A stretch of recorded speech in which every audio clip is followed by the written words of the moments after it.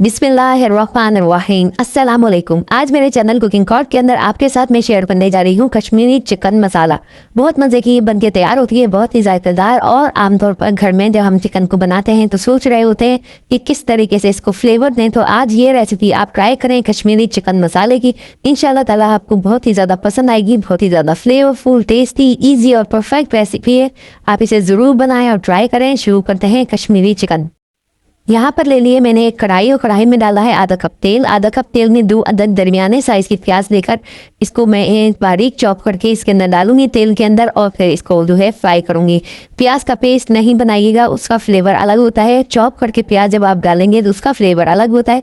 तो प्याज को इतना फ्राई करना है आपने कि प्याज जो है सुनहरे बादामी रंग की हो जाए। इसी दौरान हम इसके अंदर शामिल करेंगे 3 अदद सब्जी इलायची, 1 चाय का चम्मच सफ़ेद जीरा, 3 अदद लौंगे, 8-10 काली मिर्चें, 1 काली बड़ी इलायची, 1 दालचीनी का टुकड़ा, 1 जायफल का टुकड़ा जो कि चने के दाने के बराबर है और 1 जावित्री का टुकड़ा हम इसके अंदर शामिल करके हल्का सा जो है फ्राई करेंगे। प्याज देखिए हमारी ब्राउन होनी शुरू हो गई है। अब ये जब ब्राउन हो जाएगी तो इसके अंदर अदरक लहसुन का पेस्ट हम शामिल करेंगे। 1 खाने का चम्मच अदरक लहसुन का पेस्ट डाल के हल्का सा इसको फ्राई करेंगे। इसके बाद यहाँ पर मैंने 2 अदद दरमियाने साइज के टमाटर लेके इसका पेस्ट बना लिया था। पेस्ट मैंने बगैर पानी के बनाया है और आपने इसके अंदर शामिल कर देना है मसाले के अंदर और इसकी भुनाई करनी है। देखिए मसाला कितना अच्छा सा भुन गया है और मसाले का कलर भी चेंज हो चुका है। बस इसी दौरान इसके अंदर शामिल करेंगे चिकन को। चिकन मैंने लिए आधा किलो चिकन को अच्छे से धोकर मैंने रख दिया था, पानी इसका खुश्क कर लिया था। इसके बाद इस मसाले में शामिल करने के बाद अच्छे से इसको भूनेंगे।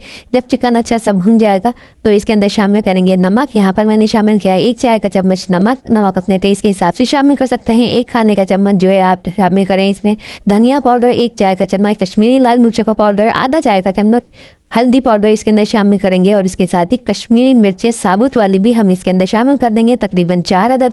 इससे इसका फ्लेवर बहुत ही ज़्यादा ज़बरदस्त हो जाएगा। आपने इसको अच्छे से भूनना है, मीडियम फ्लेम रखना है और अच्छे से इसको भूनना है। तकरीबन 2 से 3 मिनट इसको भूनने में लगेंगे।